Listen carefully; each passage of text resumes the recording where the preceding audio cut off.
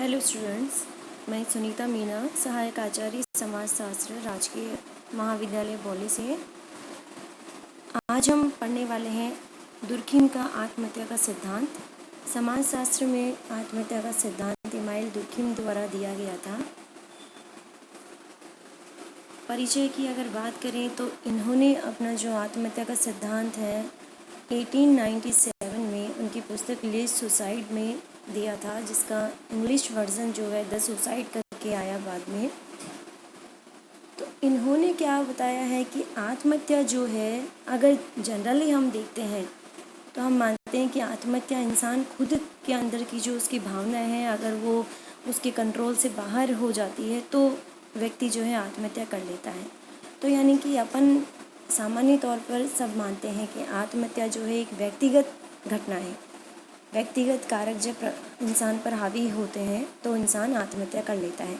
लेकिन email Durkheim ने इसके बिल्कुल अपोजिट जो है अपना सिद्धांत बताया है। उनका मानना है कि जो आत्महत्या है वह व्यक्तिगत घटना नहीं है, बल्कि समाज के लोग ही कुछ ऐसे जो है व्यक्ति पर ऐसा प्रभाव या ऐसा दबाव बनाते हैं जिससे कि व्यक्ति जो है आत्महत्या करने को मजबूर हो जाता है। कुल मिलाकर कहने का मतलब है कि दुर्खिम ने जो है आत्महत्या के व्यक्तिगत कारकों की पूर्ण रूप से अवहेलना की है। उनका मानना सिर्फ ये है कि समाज ही व्यक्ति के समक्ष कुछ परिस्थितियाँ उत्पन्न करता है और सामाजिक कारक ही व्यक्ति की आत्महत्या के लिए उत्तरदायी होते हैं। आगे यदि हम बात करें आत्महत्या के अर्थ की, तो अर्थ जैसा कि मैंने अभी बताया कि आत्महत्या सामान्य तौर पर हम रोज़ की बोलबाल में अत्यधिक उपयोग करते हैं आत्महत्या शब्द का। सामान्य रूप से हम सभी मानते हैं कि व्यक्ति के स्वयं के प्रयत्न द्वारा जो मृत्यु घटित होती है उसी को हम आत्महत्या बोल देते हैं। लेकिन दुर्खिम के इस सामान्य अर्थ को जो है दुर्खिम स्वीकार नहीं करते हैं। उन्होंने आत्महत्या की विस्तृत परिभाषा दी है। उन्होंने कहा है कि आत्महत्या शब्द का प्रयोग ऐसी किसी भी मृत्यु के लिए किया जा सकता है जो कि स्वयं मृत व्यक्ति के द्वारा की गई किसी भी सकारात्मक या नकारात्मक क्रिया का प्रत्यक्ष या अप्रत्यक्ष परिणाम है। अब उनकी इस आत्महत्या की जो परिभाषा है उसके संबंध में स्वयं दुर्खिम का कहना है कि यदि वास्तविकता पर देखा जाए तो इस परिभाषा को भी हम पूर्ण नहीं मान सकते हैं। ऐसा इसलिए क्योंकि यह परिभाषा जो है दो विभिन्न प्रकार की मृत्युओं में अंतर करने में असमर्थ है। दो ऐसे आदमी की मृत्यु जिनमें से एक तो खिड़की को जमीन के समतल समझने की गलतफहमी का शिकार होने के कारण बहुत ऊंचाई से कूद पड़ता है, और दूसरा ये काम जो है जानबूझकर करता है। तो उनकी इस जो अभी मैंने परिभाषा बोली उसके अकॉर्डिंग इन दोनों मृत्युओं को जो व्यक्ति कर रहा है अलग अलग कंडीशंस में इनको एक समान नहीं माना जा सकता। लेकिन है तो वो आत्महत्या, यानी कि खुद का जीवन खुद के प्रयत्न द्वारा वो समाप्त कर रहा है। अब दुर्खिम का कहना है कि हम आत्महत्या को एक ऐसी मृत्यु की संज्ञा दे सकते हैं जो कि किसी उद्देश्य विशेष के लिए घटित हुई हो, अर्थात आत्महत्या एक इच्छापूर्ण आत्मघात है। तो आगे उन्होंने जो समाजशास्त्रीय परिभाषा दी है आत्महत्या की, उन्होंने दी है पूर्ण रूप से सेटिस्फाई होने के बाद कि आत्महत्या शब्द का प्रयोग उन सभी मृत्यु के लिए किया जाता है जो कि स्वयं मृत व्यक्ति के किसी सकारात्मक या नकारात्मक ऐसे कार्य के प्रत्यक्ष या अप्रत्यक्ष परिणाम होते हैं जिनके बारे में वह व्यक्ति जो है स्वयं जानता है कि वह मृत्यु को ही उत्पन्न करेगा। उसका ये किया जाने वाला कार्य जो है उसका अंतिम परिणाम मृत्यु ही होगा। ये जो है इमाइल दुर्खिम ने समाजशास्त्र की परिभाषा दी थी। अब आगे हम चलते हैं तो इमाइल दुर्खिम ने जो है आत्महत्या के मेनली जो है 3 रूप बताए हैं, 3 प्रकार उन्होंने बताए हैं।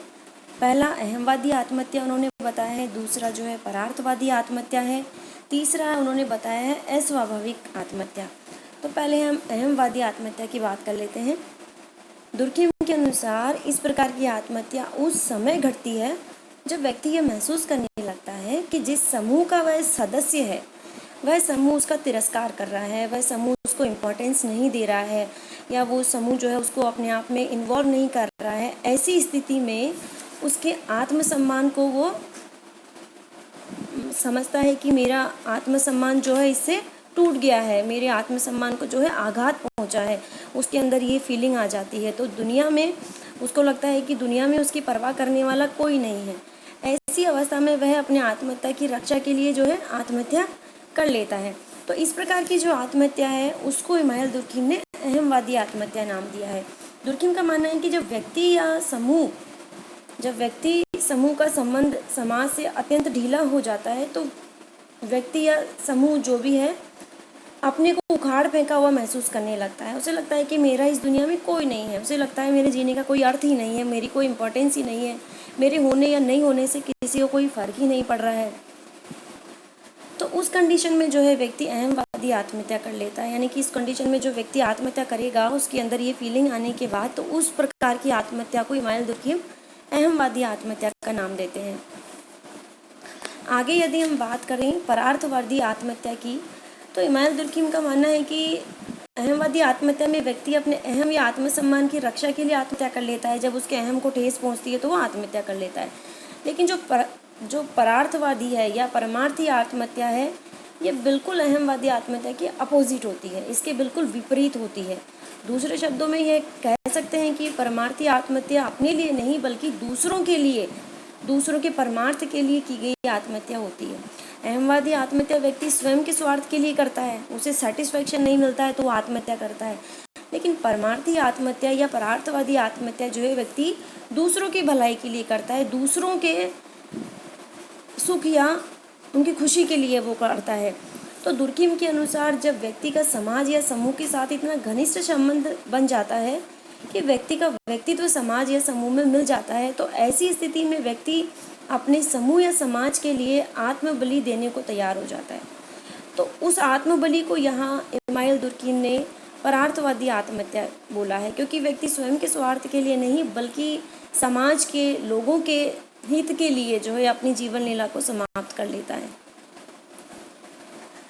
अब परमार्थी आत्महत्या के संबंध में इमानुएल दुर्खिम ने आगे बताया कि समाज में बहुत अधिक एकता व संगठन देखने को मिलता है, तब उस कंडीशन में समाज या समूह में आत्महत्या को एक कर्तव्य के रूप में स्वीकार किया जाता है। फॉर एग्जांपल डेनमार्क के जो सिपाही हैं वो जब बीमार होते हैं, जब रुग्ण अवस्था में होते हैं तो पड़े पड़े मरने की अपेक्षा आत्महत्या करना कहीं उचित मानते हैं। और अगर एक और एग्जांपल मैं दूँ तो भारत की राजपूत और जो महिलाएं थी, राजपूत समाज के गौरव को बनाए रखने के लिए वो भी जौहर प्रथा जिसको हम बोलते हैं, वो भी सिर्फ अपनी स्वार्थ के लिए नहीं था, वो कूदकर सामूहिक आत्महत्या जौहर प्रथा करना वो भी परमार्थी आत्महत्या का ही उदाहरण है। अब परमार्थी आत्महत्या को इमानुएल दुर्खिम ने 3 भागों में बांट दिया है। उनका पहला उन्होंने बताया है अनिवार्य परार्थवादी, दूसरा उन्होंने बताया है ऐच्छिक परार्थवादी आत्महत्या और तीसरा उन्होंने बताया है उग्र परार्थवादी आत्महत्या। तो दुर्खिम के अनुसार जब व्यक्ति सामाजिक या धार्मिक कर्तव्य के रूप में आत्महत्या करता है और या उसके लिए ऐसा करना जरूरी हो जाता है, ऐसा उस व्यक्ति को लगता है, तो इस प्रकार की आत्महत्या को जो है दुर्खिम अनिवार्य परार्थवादी आत्महत्या का नाम देते हैं। अगर एक्चुअल में देखा जाए तो इस प्रकार की आत्महत्या इमानुएल दुर्खिम के अनुसार तब घटित होगी जबकि व्यक्ति और समाज का पारस्परिक संबंध इतना घनिष्ठ हो जाता है कि व्यक्ति का व्यक्तित्व, वह स्वयं का व्यक्तित्व वो कुछ समझता नहीं है, उसका पूरा व्यक्तित्व जो है समाज के लिए होता है, वह पूरा समाज में घुल मिल चुका होता है, उसे लगता है कि वह पूर्ण रूप से सिर्फ समाज के लिए है। तो उस कंडीशन में व्यक्ति आत्महत्या करता है तो उसको इमानुएल दुर्खिम ने अनिवार्य परमार्थी या अनिवार्य परार्थवादी आत्महत्या का नाम दिया है। सेकंड उन्होंने बताया है ऐच्छिक परार्थवादी आत्महत्या। तो दुर्खिम के अनुसार ऐच्छिक परार्थवादी आत्महत्या जो है व्यक्ति आत्महत्या करने के लिए समाज द्वारा इसमें विवश नहीं किया जाता जैसा कि अनिवार्य परार्थवादी आत्महत्या में था, बल्कि आत्महत्या करना या न करना व्यक्ति की इच्छा पर काफ़ी हद तक डिपेंड करता है। और अगर आगे बोलें तो जब व्यक्ति परमार्थ के लिए अपनी इच्छा के अनुरूप आत्महत्या करता है तो उसे ऐच्छिक परार्थवादी आत्महत्या कहते हैं। फॉर एग्जाम्पल जैसे पोलिनेशिया में एक साधारण सा अपराध करने पर भी, एक सिंपल सा क्राइम करने पर भी अनेक लोग आत्महत्या की बात सोच लेते हैं। तो इस प्रकार की आत्महत्या को जो है इमानुएल दुर्खिम ऐच्छिक परार्थवादी आत्महत्या की संज्ञा देते हैं। अब आगे अगर बात करें उग्र परार्थवादी आत्महत्या, तो परार्थवादी आत्महत्या के तीसरे और अंतिम प्रकार को जो है ये इमानुएल दुर्खिम उग्र परार्थवादी आत्महत्या की संज्ञा उन्होंने दी है इस प्रकार की आत्महत्या में न तो सामाजिक दबाव के कारण ही की जाती है और न ही खोई हुई नैतिक या सामाजिक प्रतिष्ठा पुनः प्राप्त करने के लिए की जाती है, बल्कि दुर्खिम ने स्वयं ये कहा है कि इस प्रकार की आत्महत्या में व्यक्ति बलिदान का संपूर्ण सुख या आनंद प्राप्त करने के लिए अपने आप को मार लेता है, क्योंकि कोई विशेष कारण न होती हुए भी संसार से छुटकारा प्रशंसनीय माना जाता है।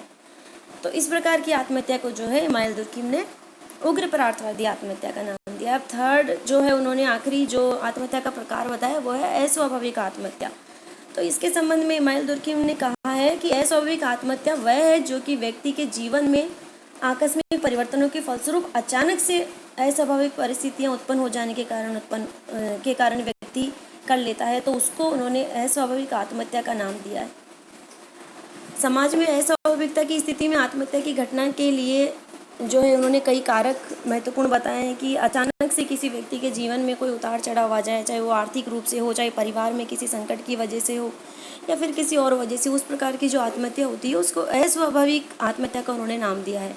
अब आगे इसके भी उन्होंने 3 रूप बताए कि एक, अगर ये अस्वाभाविक आत्महत्या की बात करें तो पहले उन्होंने आर्थिक अस्वाभाविकता का नाम दिया है, दूसरा पारिवारिक अस्वाभाविकता और तीसरा उन्होंने बताया यौन अस्वाभाविकता।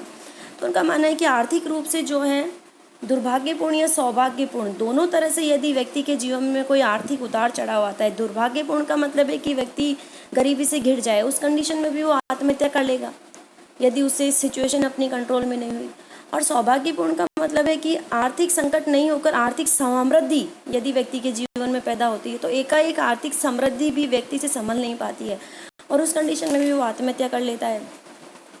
अब सेकंड अगर बात करें कि पारिवारिक अस्वाभाविकता, इसके संबंध में दुर्खिम ने कहा है कि जिस तरह आर्थिक उतार चढ़ाव व्यक्ति से संभल नहीं पाता, उसी प्रकार परिवार में यदि पति पत्नी में विवाद है या पति पत्नी में अचानक से डाइवोर्स जैसे कोई कंडीशन हो जाए या अचानक से किसी पत्नी का पति जो है एक्सपायर हो जाए या पत्नी एक्सपायर हो जाए, तो ये जो उनके जीवन में अचानक से उतार चढ़ाव आया है, अगर ये उतार चढ़ाव व्यक्ति से सहन नहीं होगा, वो अपने आप को संभाल नहीं पाएगा उस सिचुएशन में, तो व्यक्ति जाहिर है कि आत्महत्या कर लेगा। इसको उन्होंने पारिवारिक अस्वाभाविकता नाम दिया है। थर्ड उन्होंने बताया यौन अस्वाभाविकता। उनका मानना है इमानुएल दुर्खिम का कि आर्थिक और पारिवारिक की भांति ही यौन अस्वाभाविकता भी आत्महत्याओं की घटना में वृद्धि करती है। वास्तव में यौन संबंध केवल शारीरिक मूल प्रवृत्तियों पर नहीं बल्कि कुछ मानसिक और बौद्धिक भावनाओं पर आधारित होता है, अतः इसका सामाजिक नियमन बहुत ज़रूरी होता है और विवाह यही काम करता है। लेकिन अगर ये यौन संबंध या यौन अस्वाभाविकता जिसकी बात इमानुएल दुर्खिम करते हैं, ये समाज के नियमों के अनुरूप नहीं हो और व्यक्ति के जीवन में अचानक से इस बात को लेकर कोई उतार चढ़ाव हो, कोई गलत या कोई सही चीज़ अचानक से हो, इंसान को मानसिक संतुष्टि इससे प्राप्त नहीं हो किसी चीज़ से, तो व्यक्ति जो है उस कंडीशन में ये यौन अस्वाभाविकता जो कि इमानुएल दुर्खिम ने नाम दिया है, इस कंडीशन में वो आत्महत्या कर लेता है और उसको उन्होंने यौन अस्वाभाविकता के द्वारा होने वाली आत्महत्या उन्होंने नाम दिया है। इमानुएल दुर्खिम ने आत्महत्या से संबंधित काफ़ी सह संबंध भी बताए हैं, जैसे फॉर एग्जांपल कि कैथोलिक धर्म को मानने वाले जो है प्रोटेस्टेंट धर्म को मानने वाले की अपेक्षा कम आत्महत्याएं करते हैं, क्योंकि कैथोलिक धर्म जो है रूढ़िवादी होता है और धर्म का जो है लोगों पर पूर्ण रूप से नियंत्रण होता है, जबकि प्रोटेस्टेंट धर्म को मानने वाले लोग जो है व्यक्तिवादी होते हैं, उनके ऊपर उनके व्यक्तिगत विचार जो है बहुत ज़्यादा हावी होते हैं, तो उस कंडीशन में वो अपने आप को बांध नहीं पाते हैं धर्म के रूप में। कोई भी प्रॉब्लम जब उनके जीवन में आती है, कोई भी समस्या जब उनके जीवन में आती है, तो उसका निदान करने की जगह वो लोग सिर्फ व्यक्तिगत रूप से उस समस्या को लेकर सोच में पड़ जाते हैं और उस कंडीशन में वो आत्महत्या कर लेते हैं।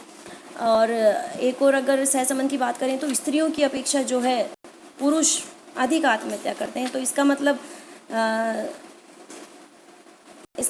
ये नहीं है कि वे स्त्रियां हैं सिर्फ इसलिए, इसका वास्तविक कारण तो यह है कि पुरुषों की अपेक्षा सामूहिक जीवन में महिलाएं बहुत कम भाग लेती है, तो इसलिए वे जो है इसके अच्छे या बुरे प्रभाव को कम अनुभव करती है। और इसी कारण अभी अगर आगे बात करें तो थर्ड जो है इमानुएल दुर्खिम ने सहसंबंध बताया कि जो अनमैरिड है, जो डाइवोर्सी है, वो जो विडो है, तो इनमें भी जो है आत्महत्या की दर जो है विवाहितों की अपेक्षा, जो मैरिड लोग हैं उनकी अपेक्षा ज़्यादा होती है। वो इसलिए क्योंकि ये लोग समाज से इतने अपने आप को छिन्न भिन्न मान लेते हैं। उनका एक तो फैमिली का जो परिवार का जो समूह है वो एकदम बिखर चुका होता है, उनकी समस्या के लिए, उनके अच्छे बुरे काम के लिए उनको बताने वाला, समझाने वाला कोई नहीं, यानी कि स्वस्थ माहौल उनको एक नहीं मिल पाता है और इसी वजह से जो है वो आत्महत्या कर लेते हैं।